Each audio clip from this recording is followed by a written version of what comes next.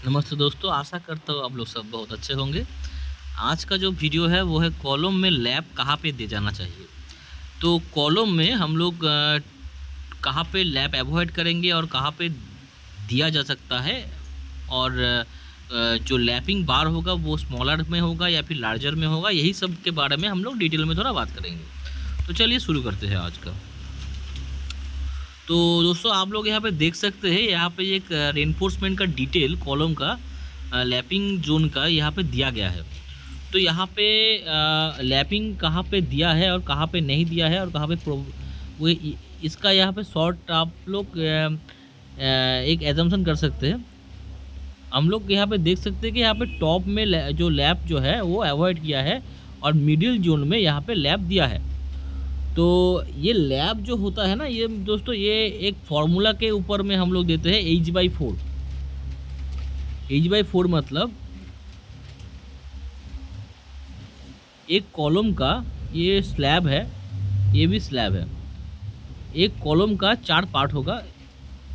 ये अगर टोटल इसका लेंथ होगा H, तो इसका 4 पार्ट होगा, 1 2 3 4, H/4। मतलब अगर अगर 10 मीटर का कॉलम है टोटल हाइट, तो ईच हाइट 2.5 मीटर करके 2.5 मीटर करके आपका डिवाइड होगा। तो ऊपर से 2.5 और नीचे से 2.5, ये पोर्शन जो है यहाँ पे लैप नहीं दिया जाएगा। और बीच में जो 5 मीटर का गैप जो अपना बच रहा है, वहाँ पे हम लोग लैप प्रोवाइड करेंगे। आशा करता हूँ आप लोग ये पिक्चर में जो दिखाया गया है इसका फॉर्मूला आप लोग समझ पाए। तो दोस्तों एक क्वेश्चन अभी भी आ जा रहा है कि यहाँ पे अगर लैप H/4 में अगर मिडिल पोर्शन में हम लोग दे रहे हैं तो क्यों दे रहे हैं। तो इसमें आ जा रहा है शेयर फोर्स, बेंडिंग मोमेंट और स्ट्रेस का जो है लफड़ा। यहाँ पे जो एक कॉलम है, ये कॉलम में बेंडिंग मोमेंट कहाँ पे ज़्यादा रखता है। मतलब अगर बहुत तूफान आए, अगर बहुत क्रिटिकल टाइम, मतलब बहुत वाइंड प्रेशर बहुत ज़्यादा हो, ठीक है, तूफान के समय, तो ये कॉलम का टेंडेंसी रहेगा ऐसे बेंड करने के लिए, ठीक है। तो ऐसे अगर बेंड होगा तो कॉलम में सबसे ज़्यादा स्ट्रेस कहाँ आएगा, ये दो पोर्शन में सबसे ज़्यादा स्ट्रेस यहाँ पे आएगा और सबसे ज़्यादा बेंडिंग मूवमेंट इधर पे ही रहेगा। तो टेंडेंसी रहेगा यहाँ से कॉलम जो है टूटने का, ये दो पोर्शन से। तो इसीलिए यहाँ पे हम लोग अवॉइड करेंगे लैप। हम लोग लैप देंगे कहाँ पे, जहाँ पे बेंडिंग मूवमेंट सबसे कम हो, जो मिडिल में।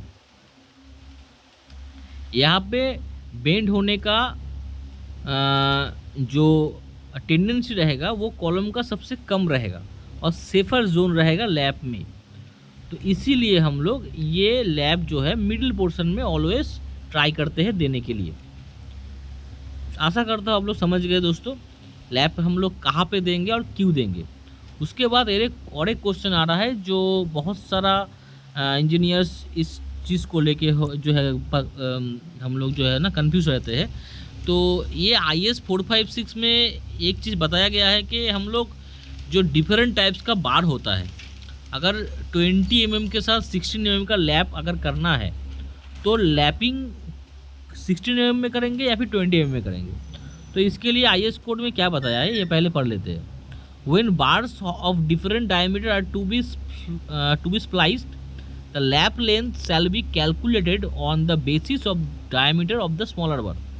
तो यहाँ पे एकदम मतलब क्लियर करके जो है मेंशन कर दिया है कि lap lane always to be measured of the smaller बार।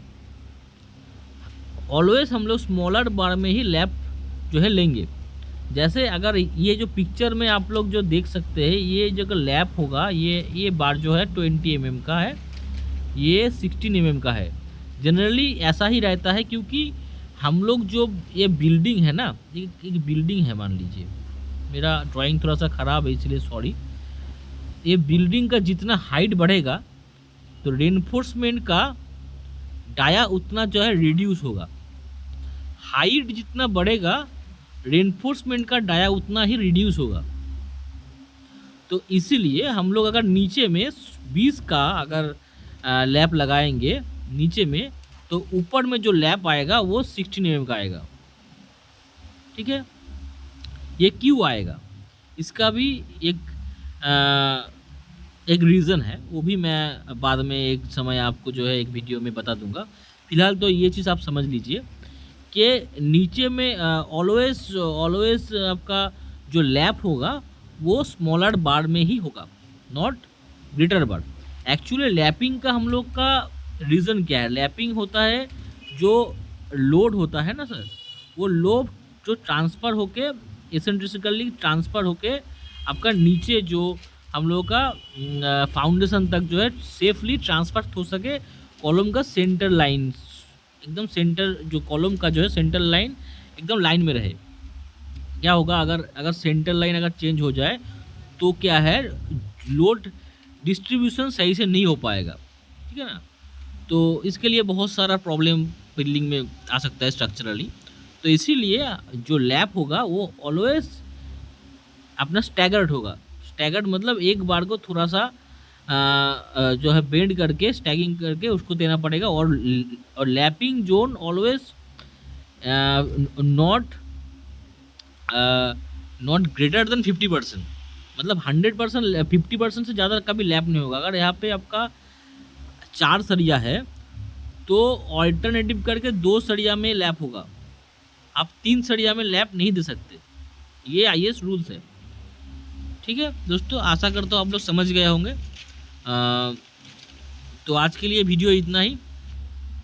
अगर कोई कन्फ्यूज़न रहा, अगर कोई इस वीडियो को लेके कोई आपका मन में कोई जो है प्रश्न रहा तो मेरा कमेंट सेक्शन ओपन है, ठीक है, पूछ सकते हैं।